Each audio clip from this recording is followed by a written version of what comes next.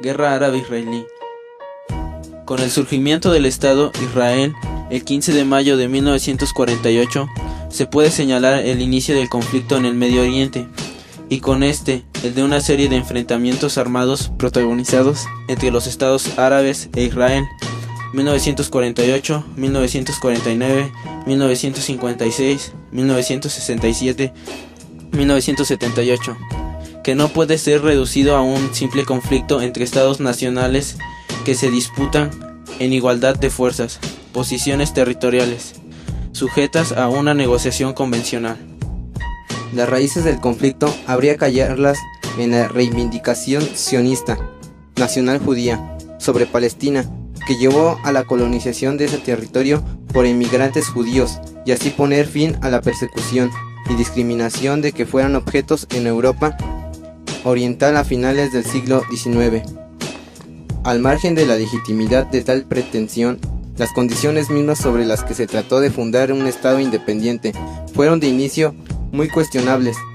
pues el territorio donde habría de fundarse no estaba habitado solo por la población que lo proclamaba. Aún más, Palestina estaba habitada por hombres de otra nacionalidad, los árabes, y por lo tanto de otra lengua, otra cultura y otra religión, que nunca aceptaron quedar en minoría frente a la inmigración judía. Al proceso de ocupación del territorio palestino por los israelíes, habría que sumarle el proceso de compra del suelo, cuando aún existía el mandato británico, bajo una complicada figura jurídica que otorgaba derechos para reclamar, colonizar tierras y poder así fincar las normas de nacionalización, algo que por supuesto excluía a los árabes. Luego de la colonización y la compra, vino la Guerra de Independencia, 1948-1949, que significó la confiscación de tierras por parte del Estado de Israel. Pero esto aún era insuficiente. Para lograr que Palestina se convirtiera en un territorio nacional judío, fue necesaria la utilización efectiva de las tierras por parte de los colonizadores a través de actividades agrícolas, ejecutadas por ellos mismos, sin poder emplear la fuerza de trabajo de los árabes desposeídos, pues esos podrían volver a recuperarlas. Estas normas de ocupación y explotación de tierras dieron lugar a formas de organización colectiva de trabajo agrícola, como los Libuxín y los Moshavim, que operaban sobre la posesión y no sobre la propiedad. A nivel industrial también se emplearon mecanismos que excluían a los trabajadores árabes, creando con ello un mercado de trabajo diferenciado, al igual que la nacionalidad. De este modo, los conflictos nacionales provocaron conflictos sociales y viceversa.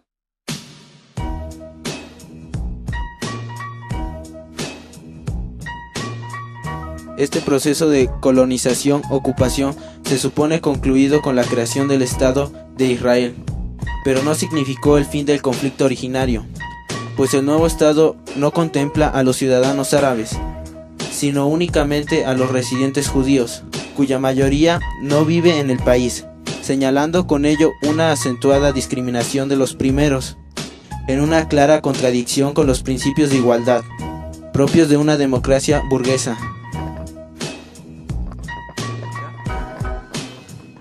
Por si esto fuera poco, el Estado de Israel carece de fronteras fijas en una región predominante árabe. En este sentido, la minoría árabe del Estado judío pertenece a una mayoría regional, además de que su crecimiento natural tiende a ser superior al de la población judía, lo que constituía un verdadero riesgo para la seguridad de Israel. Así se percibía el problema cuando fue creado en 1967 un Estado palestino en el margen occidental de Jordania, en la Franja de Gaza, que podría llegar a unirse con los árabes asentados en Galilea. Como los judíos no podían aceptar su transformación en un Estado binacional, tuvieron que perseguir en la ocupación de tierras mediante la confiscación de propiedad privada de los árabes, y que extendió al resto de Palestina, hasta Cisjordania, donde la población árabe era homogénea, dando lugar a que se llamó Guerra de los 6 días, impulsada por el general Moshe Dayan, contra Egipto, Jordania y Siria. Entre el 5 y el 10 de junio de 1967, debido a las tentaciones generadas por la concentración de ejércitos árabes en las fronteras de Israel, hacia mayo de ese mismo año, con la victoria de los israelíes se formó un muro de asentamientos judíos con un doble propósito: aislar a los palestinos del resto de estados árabes e impedir la formación de un estado palestino independiente, apelando a un derecho histórico, según lo proclamó Menachem Begin, un sionista de derecha que ocupó la presidencia del gobierno de Israel en 1977. De esta manera, las fronteras del Estado de Israel se extendieron hasta la orilla occidental de Jordania, con lo cual se tuvieron que hacer cargo 600 millones de árabes que habitaban esa región. Como respuesta, el 6 de octubre de 1973, fuerzas egipcias y sirias atacaban a Israel, lo que obligaba a la intervención de fuerzas pacificadoras de la ONU, creándose una zona neutral en Siria e Israel en los altos de Golán.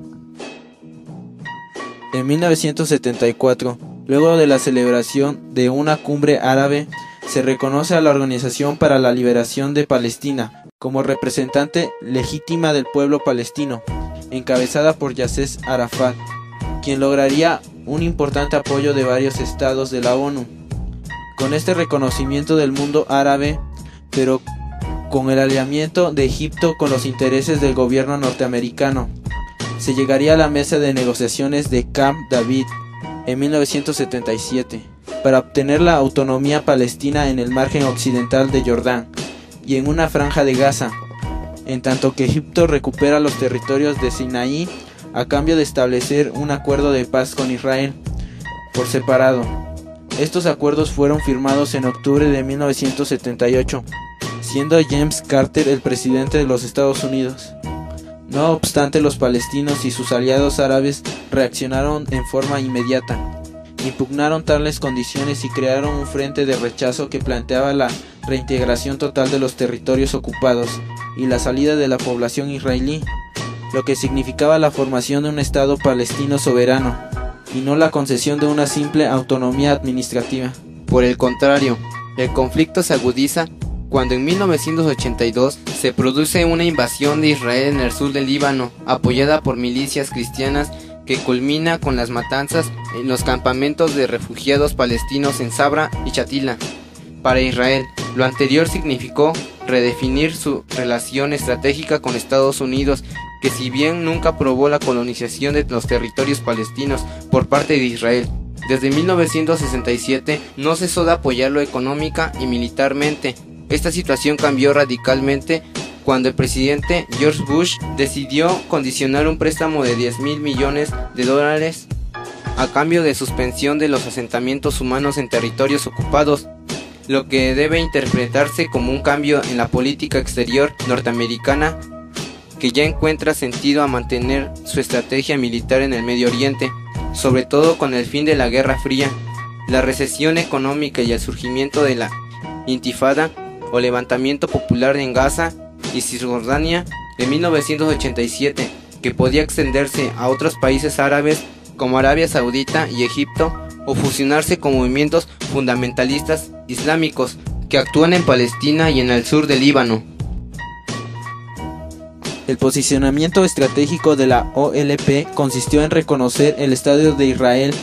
al mismo tiempo que proclamaba la autonomía del Estado palestino en Gaza y Cisjordania, apelando a las resoluciones de la ONU. La respuesta de Israel a esta ofensiva diplomática fueron la represión y la creación de nuevos asentamientos en la zona. De aquí la necesidad de encontrar nuevas salidas al conflicto en aquella región bajo el nuevo esquema de la política exterior norteamericana, abriéndose paso a la realización de la Conferencia de la Paz para el Medio Oriente, iniciada en Madrid en octubre de 1991, y a partir de la cual se sigue construyendo una agenda que derive en un proceso de estabilización en una región con las mayores reservas petroleras del mundo. En 1993, Yasser Arafat y el primer ministro israelí Yitzhak Rabin firmaron un acuerdo para reintegrar la autonomía palestina en los territorios de Gaza, Jericó, reconociendo la formación de una autoridad palestina.